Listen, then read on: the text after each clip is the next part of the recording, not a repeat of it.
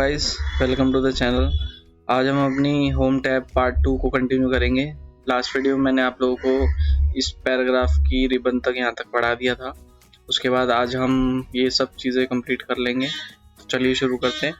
सबसे पहले पैराग्राफ लिख लेते हैं, वही शॉर्टकट यूज़ करके जो लास्ट टाइम यूज़ किया था हमने, equals to RAND bracket open close, Ctrl+A Ctrl+C Ctrl+V। तो काफ़ी अच्छा पैराग्राफ हो गया है। सबसे पहले वाले पेज पे आ जाएंगे। अब यहाँ पर लिखा हुआ है बुलेट्स। अब बुलेट्स में यहाँ पर कुछ सिंबल्स हैं यहाँ पर बुलेट्स के, तो मैं इनको सेट कर लूँगा। सेट करने से पहले आपको सिलेक्शन लेनी पड़ेगी, फिर यहाँ से जाकर आप कोई भी बुलेट लगा सकते हो। अच्छा, आपको ऐसा बुलेट चाहिए जो इस वाली लिस्ट में अवेलेबल नहीं है। कभी कभार होता है कुछ अनोखे बुलेट आ जाते हैं प्रोजेक्ट में कि आपको यहाँ लगाने पड़े और इनमें से इस लिस्ट में ये अवेलेबल ही नहीं है। तो आपको अपने हिसाब से नए बुलेट्स बनाने के लिए डिफाइन न्यू बुलेट में जाना है। डिफाइन न्यू बुलेट में हमारे पास दो ऑप्शन है, या तो आप सिंबल ले सकते हो या कोई पिक्चर लगा सकते हो। तो मैं सिंबल जाके चेक कर लेता हूँ पहले। यहाँ पर आप देख रहे हो बहुत अलग अलग तरह के सिंबल हैं यहाँ पर। तो मुझे जो पसंद है, सपोज करो ये स्टार या ये कुछ भी लगा लेते हैं, लगा के ट्राई करने में क्या जा रहा है। जैसे ओके करूँगा, यहाँ देखो मेरे जो नए सिंबल्स हैं वो सेट हो गए। अच्छा, वो पिक्चर में क्या था फिर, तो पिक्चर भी देख लेते हैं। पिक्चर में जाएंगे, यहाँ पर कुछ पहले से ही प्रीसेट्स पिक्चर हैं। अब यहाँ से सिलेक्ट करके ओके करोगे तो यहाँ पर उन पिक्चर के भी बुलेट लग जाएंगे। तो बस इसमें इतना ही था, ज़्यादा कुछ है नहीं। चेंज लिस्ट लेवल है। लिस्ट लेवल का मतलब है आपको ये जो बुलेट्स है वो किस पेज के किस कोने पर चाहिए, सेंटर में चाहिए, सेंटर से थोड़ा दूर या बिल्कुल राइट में चाहिए। तो चेक कर लेते हैं एक बार क्लिक करके। तो आप देख रहे हो कि लेफ्ट में मैं कोई फ़ोटो लगा सकता हूँ और उस फोटो के जो बुलेट पॉइंट्स हैं मैं राइट में भी लिख सकता हूँ। बहुत ईजी था ये, Ctrl+Z करके वापसी से सही कर लेंगे। फिर उसके बाद है नंबर बुलेट्स। क्लिक करोगे नंबर लग जाएंगे। नंबर के बाद आपको ABCD चाहिए, रोमन नंबर चाहिए, तो कोई भी आप जैसे लोगे, जैसे मैंने 1 2 3 ले ली। अब मुझे मेरे नंबर 101 से स्टार्ट करने, 1 से नहीं करने। तो यहाँ जाऊँगा, मैं सेट नंबरिंग वैल्यू पे चला जाऊँगा। यहाँ पर 1 लिखा हुआ है, मैं इसको 101 करके ओके कर दूँगा। तो मैं जिस से भी नंबर चाहूँगा वो मेरे को यहाँ पर दे देगा। Ctrl+Z करके ठीक कर लेते हैं। जैसे कि ABCD भी ले ली मैंने। अब मेरे को C से नंबर चाहिए, तो मैंने यहाँ पर A की जगह C लिख दिया और ओके कर दिया। तो आप देखोगे C से मेरे बुलेट स्टार्ट होंगे। अच्छा, अब उसके बाद आप क्वेश्चन पेपर बना रहे हो अपने स्कूल, अपने बच्चों का, या किसी का भी कुछ काम कर रहे हो, आपको कस्टमाइज नंबर चाहिए, या आप स्कूल के प्रोजेक्ट के आंसर्स लिख रहे हो अपने MS वर्ड पे, तो हम कैसे कस्टमाइज बुलेट्स को लगा सकते हैं, तो वो सीखते हैं। यहाँ जाएंगे, डिफाइन न्यू नंबर फॉर्मेट पे चले जाओ। डिफाइन न्यू नंबर फॉर्मेट पे जाने के बाद अब मैं सपोज करो क्वेश्चंस लिख रहा हूँ, तो मैंने लिखा यहाँ पर क्वेश्चन, पेज दे दिया और ओके। तो आप देखोगे यहाँ ऑटोमेटिकली क्वेश्चन 1 2 3 4 जितने भी मैंने सिलेक्शन ली थी स्टार्टिंग में, वो सारे के सारे यहाँ पर क्वेश्चन में चेंज हो गए हैं। ये इसलिए हो रहा है, ये आप देख रहे हो, ये पहली लाइन इधर इसलिए खिसक रही है क्योंकि यहाँ पर हमारे लेफ्ट टैब लगा हुआ है। तो इसको एक बार हटा लेंगे यहाँ से जाकर, line spacing, tabs, clear all, okay, ठीक हो गया।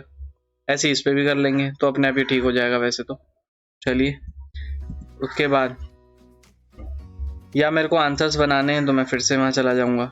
मैं लिख दूंगा यहाँ answers space answer 1 answer 2 answer 3, तो आपको इसका भी बुलेट मिल जाएगा।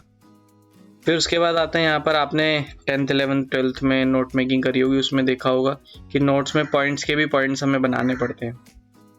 तो जैसे ही मैं यहाँ जाके ये चूज़ कर लूँगा, अब यहाँ पर एक हेडिंग तो लिखी हुई है, अब मुझे 1.1 चाहिए बुलेट्स में, तो मैं एंड पे आके एंटर करके टैब प्रेस करूँगा, जिससे कि मेरा यहाँ पर बुलेट 1.1 आ जाएगा। एंटर। मुझे इसका भी पॉइंट चाहिए, फिर अगेन टैब प्रेस करूँगा। तो जितने भी मैं टैब प्रेस करूँगा उतने ये लेवल्स बनाता जाएगा, और जितने मैं एंटर प्रेस करूँगा उतना ये वापस बैकवर्ड आएगा। तो डिलीट दबा दूंगा तो मेरा जो नीचे 3 पे लिखा हुआ था वो ऊपर आ जाएगा। तो जैसा कि आपने देखा, इसने पॉइंट्स के भी सब पॉइंट्स बना दिए। बस इसका इतना ही यूज़ था, ज़्यादा कोई यूज़ होता नहीं है। फिर उसके बाद है, आपको अपने कस्टमाइज लेवल बनाने तो वो भी बना सकते हो। डिफाइन मल्टीपल लिस्ट लेवल पे चले जाओ, लिखा है एंटर फॉर्मेटिंग फॉर नंबर्स, तो यहाँ तो मेरे को 1 2 3 ही चाहिए। फिर सेकंड लेवल पे आपको क्या चाहिए, तो यहाँ पर मैं वो इंसर्ट कर सकता हूँ। जैसे कि मैं यहाँ पर रोमन नंबर ले लेता हूँ और ओके करूँगा, तो यहाँ पर देखोगे कि 1 के बाद अभी रोमन नंबर की सीरीज़ आ रही है। तो आप अपने हिसाब से भी कस्टमाइज़ कर सकते हो। अगर आपको रोमन नहीं चाहिए या कुछ और चाहिए तो वो भी आप लगा सकते हो, यहाँ से सिंबल वगैरह बुलेट्स लगा सकते हो। ओके, तो देखो स्टार्टिंग बुलेट्स आ गए, फिर रोमन नंबर्स आ गए। तो बस इसमें इतना ही था। एक बार इन सबको पूरा हटा लेते हैं, क्लियर कर लेते हैं, सब हटा देते हैं जितना भी हमने किया है। फिर उसके बाद आते हैं यहाँ पर increase indent, decrease indent. Increase indent का अगर आप एरो देखोगे तो ये राइट वर्ड की तरफ इशारा कर रहा है। तो मैं सिलेक्शन लूँगा, मैं इस पैराग्राफ को थोड़ा सा राइट वर्ड शिफ्ट करना चाहता हूँ। तो जितनी बार मैं इसको प्रेस करूँगा मेरा पैरा राइट वर्ड शिफ्ट हो जाएगा, और लेफ्ट में तो लेफ्ट वर्ड हो जाएगा। तो बस इसमें इतना ही था, और कुछ ज़्यादा इसमें था नहीं। फिर उसके बाद आते हैं सॉर्ट। अब सॉर्ट में अगर आपको याद हो, मैथ ख़राब होगी वैसे आपकी, आई एम श्योर, अगर आपको याद हो तो असेंडिंग या डिसेंडिंग ऑर्डर करते थे हम लोग। असेंडिंग ऑर्डर मतलब बढ़ता हुआ क्रम, छोटे से बड़े संख्या के अरेंज करके लिखते थे। डिसेंडिंग ऑर्डर में बड़े से छोटा। तो मैं यहाँ कोई रैंडम नंबर डाल लेता हूँ।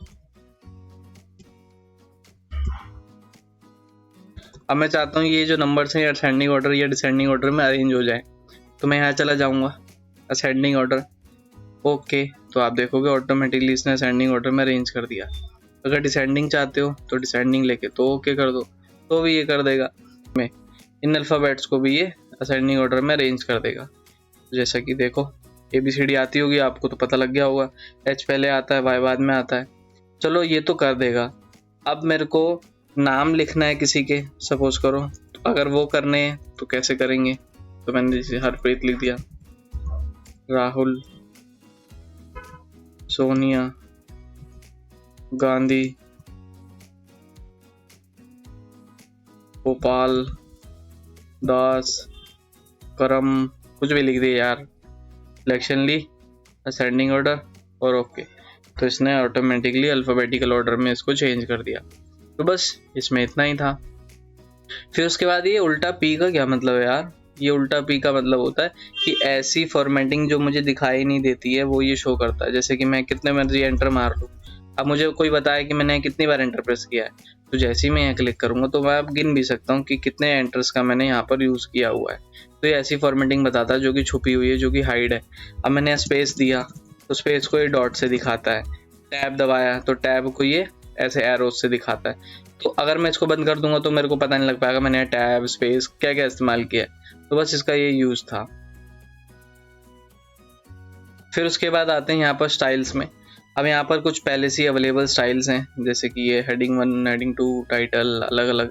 अब मैं चाहता हूँ यहाँ आपके नाम का भी एक स्टाइल अलग से बना दूँ, तो मैं यहाँ जाऊँगा अप्लाई स्टाइल में और यहाँ पर नाम लिख दूँगा।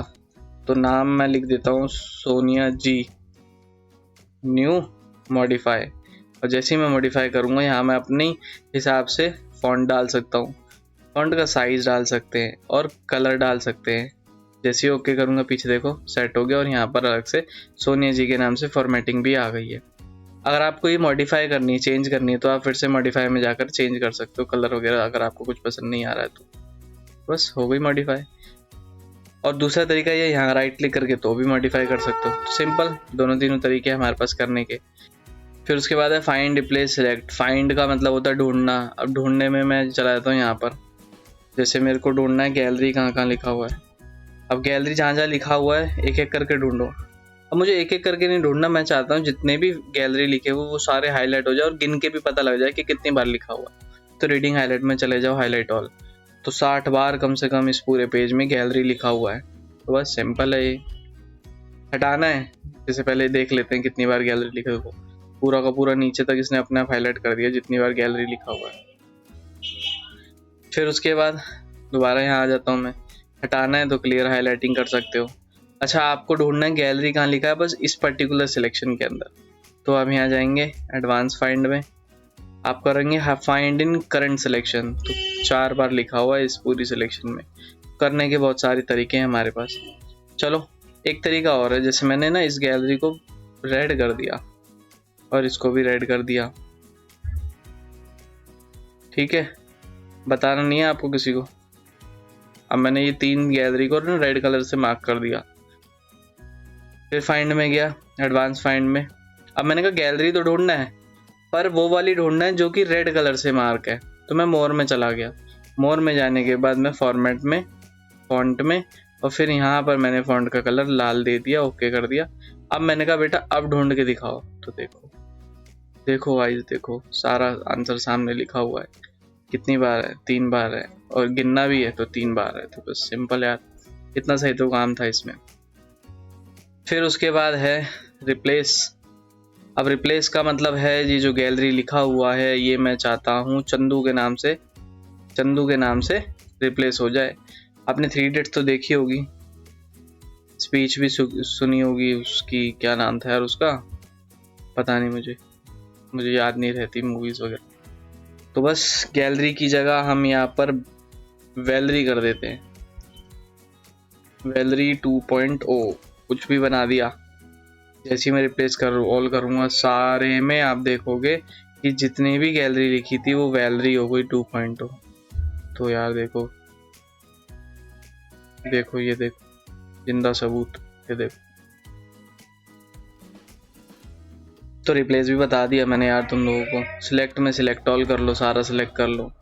अच्छा, सिलेक्ट ऑब्जेक्ट्स क्या है? ऑब्जेक्ट्स मतलब अगर मैं यहाँ पर कोई फोटो इमेजेस डालूंगा, मुझे वो पर्टिकुलर सिलेक्ट करने, तो आप सिलेक्शन ऑब्जेक्ट करेंगे। तो बस अच्छा, एक चीज़ इसमें इम्पोर्टेंट है यहाँ पर, ये जैसे कि मैंने सिलेक्शन ली, इसको रेड कर दिया, इसको रेड कर दिया और इसको रेड कर दिया। अब मेरे बॉस ने मेरे को बोला बेटा तू ज़्यादा जैम बनता है कंप्यूटर में, ये जो रेड कलर वाली जो फॉर्मेटिंग है सिर्फ ये सिलेक्ट करके दिखा। तो अब मैंने इसको सिलेक्शन ली, फिर अगली ली तो पिछली हट जाएगी, ये वाली लूँगा तो फिर ये हट जाएगी। तो क्या तरीका है कि मैं सारे रेड को ऑटोमेटिकली सिलेक्ट कर लूँ? तो बस यही तरीका है। सचिन बाबा के पास आइए और ऑप्शंस को सीखिए।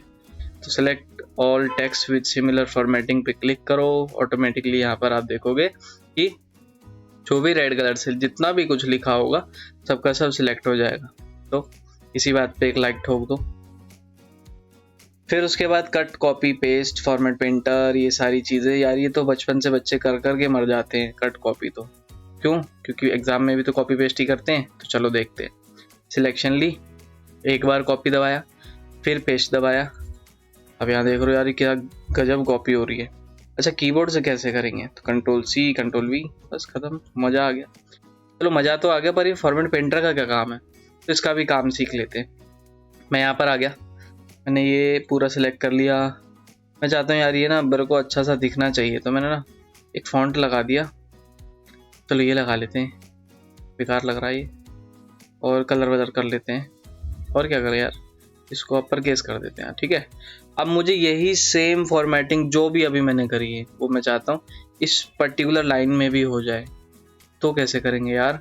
तो सिलेक्शन लेंगे, फॉर्मेट पेंटर पे क्लिक करेंगे और अगली लाइन जो भी आप चाहते हो सिलेक्ट करेंगे। तो देखो बिल्कुल same to same colour, font, ये सब चीज़ यहाँ पर चेंज हो गई। बस यही काम है इसका। अच्छा, कीबोर्ड से करना है शॉर्टकट की से, मानोगे नहीं तो Ctrl+Shift+C और फिर जो भी चाहते हो Ctrl+Shift+V कर दो, देखो चेंज हो गया।